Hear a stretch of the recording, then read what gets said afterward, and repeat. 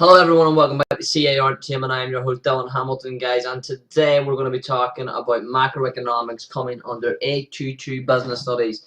Last time we talked about taxation. This will probably be going up the same day as taxation actually, so whenever we said in taxation that we're going to be talking about macroeconomics, not here it is, and hopefully you guys can enjoy this. So macroeconomics then, more or less this means big set of economics. So yeah, we're just going to give you that introduction. So, macroeconomics is a branch of economics that deals with the performance and structure and general economic factors such as interest rates and national productivity.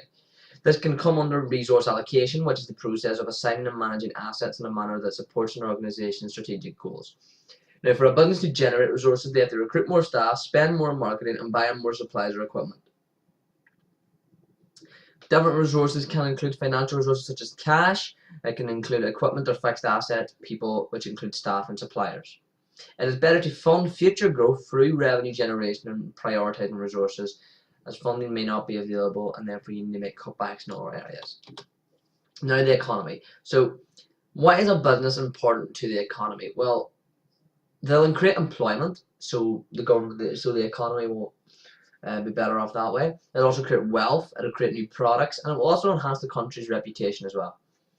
One of the key things is the gross domestic product, or otherwise known as GDP, and this measures the total value of production of an economy over a period of time, and this is normally 1 year. The UK government has 5 different objectives. These objectives are incredibly important. The first one is that they want to increase levels of economic growth in the UK economy. Secondly, they want to increase levels of sustainable development from the UK economy. Thirdly, to have low levels of inflation from the UK economy. And then penultimately, having a low level of unemployment from the UK economy. And then finally, a low balance of payment deficits.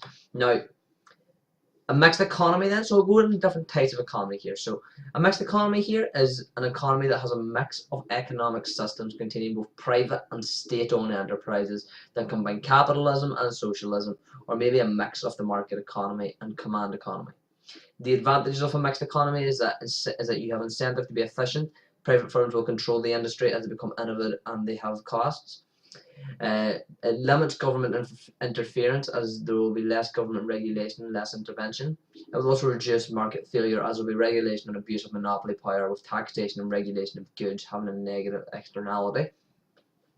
Then less key ones would include the degree of equality, which can help prevent people living in absolute poverty with an equality employment legislation.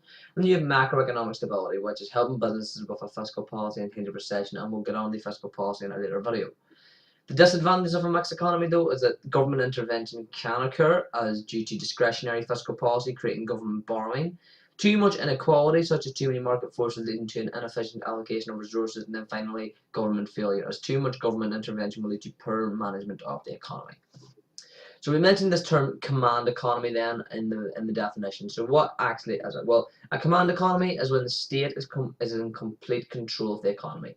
The advantage of this is that the welfare of all citizens is the primary goal of the economic system, and the wasteful competition is avoided. Furthermore, wages are controlled by the state, so there's no individual unrest, and there's free healthcare and education. This is what the UK sort of has. They're more leaning towards a command economy, although they do have a mixed economy, as we'll get on to when we go and talk about a market economy. So the disadvantages of a command economy then. Well, there's no freedom of choice for producers or consumers. There's a lack of incentives for workers, resulting in low morale efficiency, and managers are usually not motivated. But if we now talk about a free market economy, then this is where the state plays no part in the control. The advantage is that there's individual ownership of property and techniques of production is evident. People also get the right to participate more from business structure, but disadvantages is that because of the lack of governmental control, there are issues of corruption and bribery, which is forming lack of reforms in the state, and income gaps increase. Now we see that people get the right to participate more from the business and as individual ownership, that does come under the mixed economy, and that's why you can sort of say the UK uses that, but they are quite efficiently, they're quite predominantly in a command economy. And that's basically the video, guys. So thank you for watching this video on macroeconomics. I've been Dylan Hamilton from C.A.R. Entertainment, and I will see you next time.